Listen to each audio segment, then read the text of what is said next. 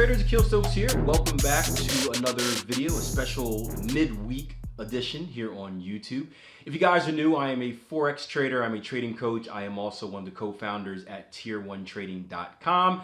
And whenever I feel I have something valuable to share, I try to record a video and share it with you guys.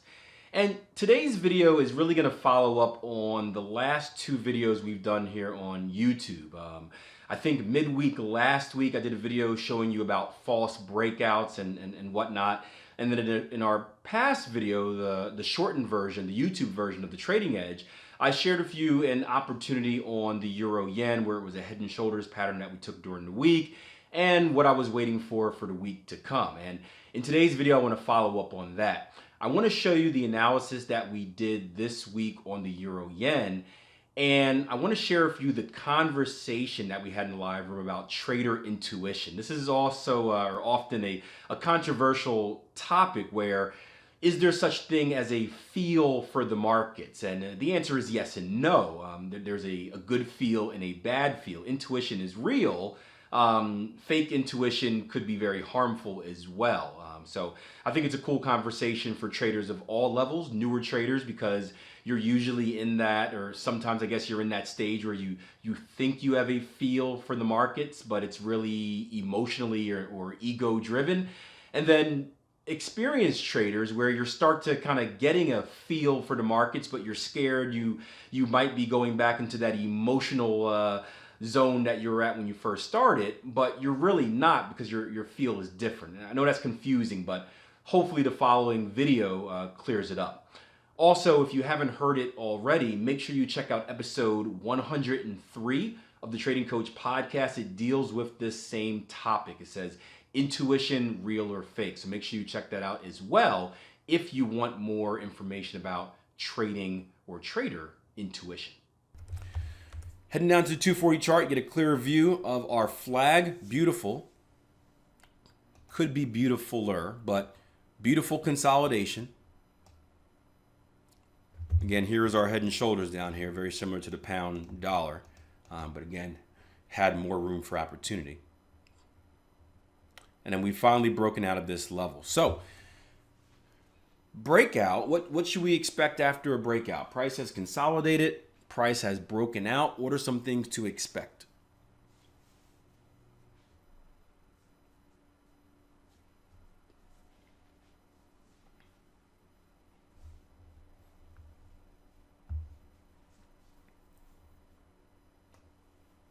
Yeah, maybe a pullback.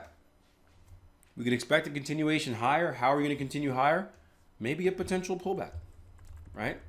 Now the market is kind of moseying on up right now. This isn't a very solid break at all. So in fact, this would not surprise me if we came back and really pulled back to the bottom of this flag or even pulled back below it.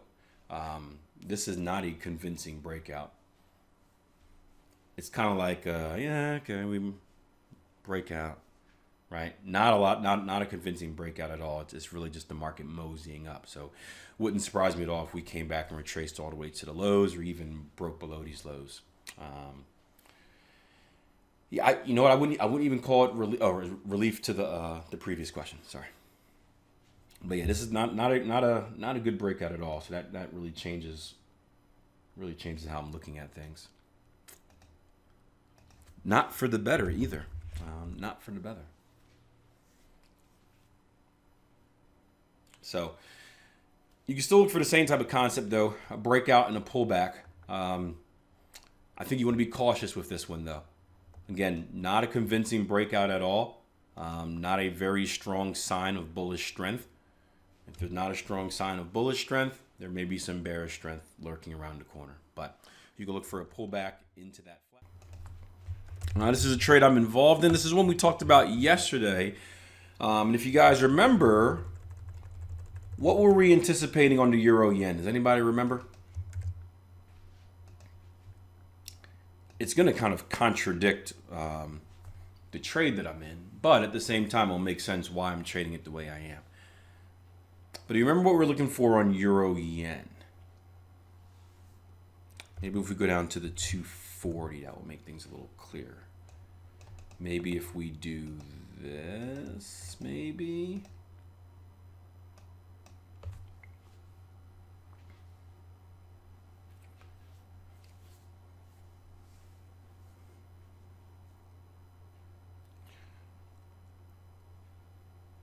No, nobody was paying attention. How horrible. So we're looking at a high and tight flag yesterday. And really 2 days ago, I shot over on the chat or on the pro trade log, looking for a high and tight flag and a breakout of that for a continuation higher. However, if you guys remember in the live room yesterday, we got the breakout, but was it a convincing breakout or was it more of a kind of a soft, sluggish breakout? Anybody remember? Yeah, it was a meh, soft, sluggish breakout. And again, typically, if you're going to see a breakout, right, markets break out because it's a decision point, and one side of the market overpowers the other side, right? It's basically like a mercy rule. It's in this case for a bullish break. It's the buying pressure. It's the consolidation is a battle between the buying pressure and the selling pressure, right? Up and down, buyers, sellers, shifting momentum back and forth. We then see one of the sides win, right? A breakout to the upside should be a sign that the buying pressure has overpowered the selling pressure, and that basically the buyers won, and they won at the expense of who? We won at the expense of the sellers, right? You have a channel here, right? You have sellers that are selling at the highs. Their stops are going here. The buyers win, right? Buy orders are flushing in. The buy orders from the sellers that are getting stopped out are flushing in. Boom, big breakout, right? It's basically the buyers are gaining momentum and the sellers are calling it a day, saying, we lost, take out our protective stops, blah, blah, blah. And you see these big breakouts, right? These big high momentum candles form, typically in a solid breakout. However, in this breakout, if you remember, did we see that, right? It's easier on the hourly. I'm going to go back to the pattern a little bit. You may have a second chance to enter this, actually, if you didn't get involved. We went down to the hourly, and what do we see here on the hourly? We saw kind of basically like a rising channel out of here, which is a loss of momentum sign, right? So we didn't really see that clear breakout. And I remember telling you guys yesterday that, typically in a breakout, we would look for a breakout and a pullback. I said I'm not too convinced about this, right? I said we're more likely, in my opinion, to retest the lows here and maybe even break those lows and continue a little bit lower. And we're seeing the market do that right now. We had a little bit of a pullback to the 50% level. We failed to make higher highs, and now we're pushing back down to the lows. And we do have a Gartley pattern there. It's at market. I'll draw it on a little bit. But that is an example of, we talk about market intuition all the time, right? Have you guys ever heard me mention that? Market intuition, right? Where intuition, it could be a good and a bad thing, right? A lot of people get a feel for trading. I have this feeling, and new traders say it's basically the feel is based off of what they want to happen, right? A newer trader wants to be long, so I got this feeling we're gonna go long, Akil, right? That's basically a confirmation bias. They feel that way because they want to feel that way. However, intuition is a real thing, and as you get experience in the market, as you gain, as you spend time on the charts, doing the things that I advise you guys to do, right? Like spending time on random pairs, doing analysis, like reviewing all of your trades, like just consistency in what you're looking at in the market, going down to the lower time frames, just making random predictions, stuff like that.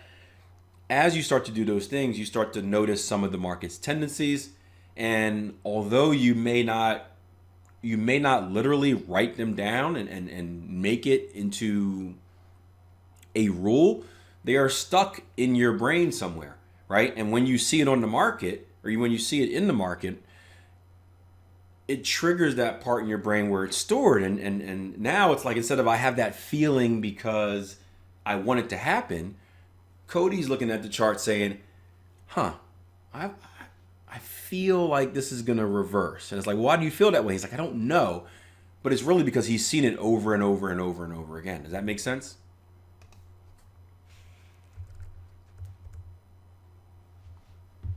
Intuition. Right? And I put out This is a good picture. Hold on. See if I can save this. Just found a cool picture of me and my dad. I was going over to Facebook to show you the quote of the day. Found this cool picture of me and my pops back at a Gold Cup a couple years, 3 years ago. But I put out a quote today, and it kind of works perfectly into this quote. It said, right? Many think that the value of backtesting is simply in seeing the numbers to prove that your system/strategy works. Trust me, it's so much more. Please share with me something that you've learned about your trading or about yourself through the backtesting process.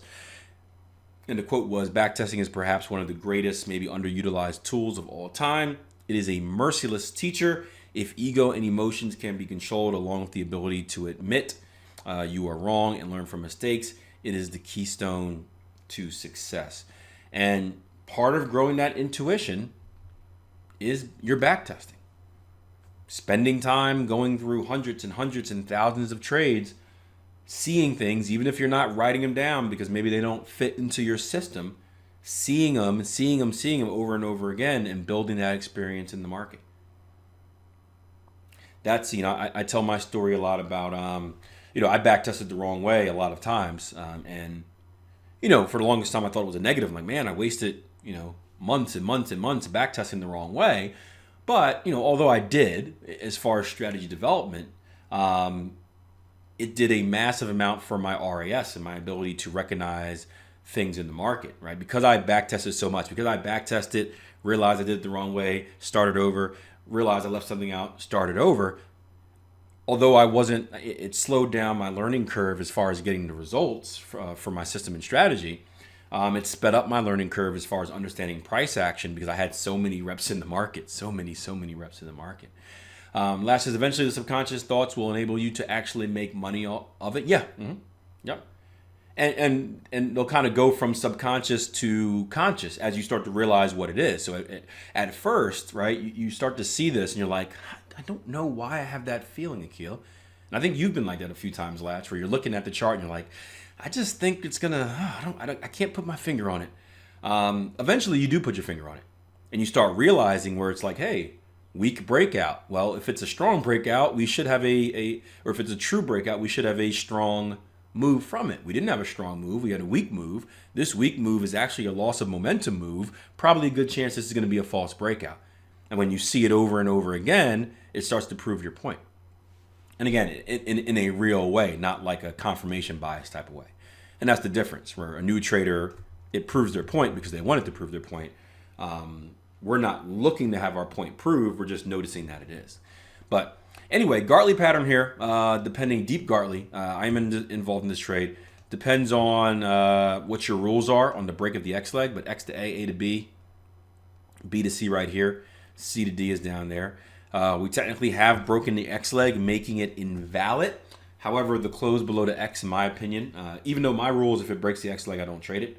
The close below the X is going to be much more important than just the test. So if you didn't get involved already, sorry about that. Here you go.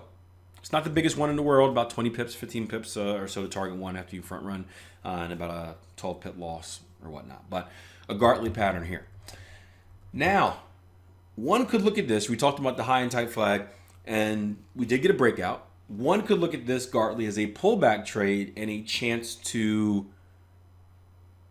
trade this as a trend continuation trade as well. What do you guys think about that prospect?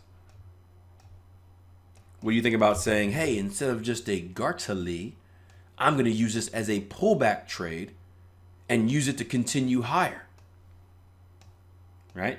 The 4 hour gives us a little bit more perspective. And devil's advocate, it can always break and turn into a head and shoulders as well. We never know that until it happens. That's the difference between trend traders and counter trend traders looking for different things.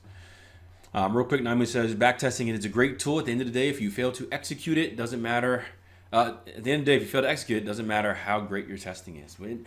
And that's the tough part. Yeah, I mean, at the end of the day, you have to execute. You can be a perfect practice player. If you can't get on the pitch or the field or the court and actually do it in real life, then it doesn't matter, Markel folks. Like said, I've got a random intuition for advanced patterns, which I can't explain, but I can't explain at all, but it's somewhere, mostly on how it approaches the decompletion. Now it's time to take the next step and figure out what that is. Start looking at momentum into the decompletion. Is there a loss of momentum? Is there a strength of momentum? Which one has the better outcome? Does a decompletion that has a high momentum candle going into it perform better than one that has a loss of momentum or the momentum slowing down? Does a double top, a retest at a decompletion perform better than a straight V top or V bottom? Does the RSI, whether it's overbought or oversold, or just the RSI perhaps diverging or slowing down or in a certain third of the RSI? Right? Is it above the 50, below the 50, or above the 66, below the 33, something like that? Does that make a difference? So you take that intuition, and if it's something that you plan on following up, then you take the next steps. All right, so no one answered the question about the breakout or the potential trend continuation.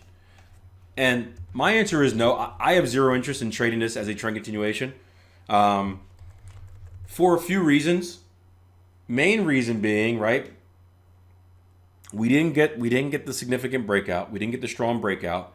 Although this isn't a rule for me to trade false breakouts, we did come back past the midpoint of our consolidation level, which again, I've never tested it, but I've spoken to many professional traders, and that is a sign of a false breakout if you come past the midpoint of your consolidation. So I'm not confident enough in this trade to, quote unquote, waste potential profits shooting for an extension. Right? Again, I have a very simple belief, right? I don't place profit targets at a place where I don't think price is going to go. Understood? Maybe too simple to understand, but if I don't think price is going to go there, I don't put profit targets there. You can say the same thing for stop losses. If I think price is going to go there, I don't put a stop loss there. I put it below there. So I'm not personally interested in a continuation here. Now, again, if we do get a head and shoulders, if we kind of create a neckline here, that would be a bearish sign on the euro yen as well. So something to keep an eye on. But Gartley at market, if you didn't get involved, if it is still valid for you, take a look at it. Let's go down to the 15. So here's the result of the trade that we took this morning. And obviously price action did blow through the lows of that consolidation pattern. Fortunately, we were able to get target ones hit on our pattern formation. So it still was a profitable trade. But what's important about this is, in the video, we talked about 3 ways to take this trade, right? You can take it 1 as a pattern formation on its own right. You can take it 2 as kind of an entry reason into a bigger pullback trade. Or 3, you can take kind of a hybrid version of both. You can split your position, take half off at target ones, and then hold a half a position on for the remainder of the position. And this is something that many of our pattern traders are starting to do. Many of our traders start with pattern formations because it gives them clear, specific rules on what to trade and how to trade. And typically for a newer trader who is kind of everywhere and doesn't have the best discipline, it's a very good starting point because it forces them to be strict. It forces them to obey the rules. It really gives little room for subjectivity aside from identifying the initial X to A leg and the retracements and extensions of the pattern formation. But as they evolve and they start to learn more about price action, they start to take a bigger look at the market and start evaluating the overall market condition.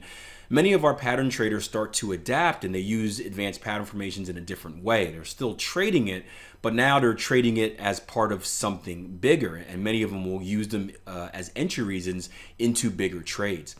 And what's important about this is you don't want to do it all the time. You want to be able to know, and I call them home run trades where you shoot for really, really big ones. you want to know when to swing for defenses and when to not. Because, you know, I can speak as a former baseball player. There are certain pitches that you can get in certain situations that you are in as a baseball player where you can shoot for the moon, where it's worth taking that shot and potentially missing for the reward of hitting a home run. But there are many other scenarios, and most of the scenarios I would say, you're not hitting for that home run. You're trying to hit a single, a double, put the ball in play, advance the runner, or something like that. And trading is no different. So intuition comes in handy when you're trying to make that decision of how do I want to handle this trading situation if you're someone that has the freedom to do multiple things. And it's pretty cool because it allows you to maximize your better opportunities, and in cases like this, really maximize our worst opportunities. You know, we did collect profit on this. However, if you were a trader that was, say, shooting for the moon, well, you would have been stopped out for a loss and gotten nothing from the trade. So pretty cool scenario. I hope this was educational for you. If it was, do me a favor, just leave me a comment below saying, hey, Keel, that was pretty cool. Thanks for the video. Or, of course, just, you know, if you have any questions or comments about anything we discussed, feel free to leave that below as well. Do me a massive favor. This helps to grow the channel. I would be much appreciative if you hit that like button, right? It only takes a second.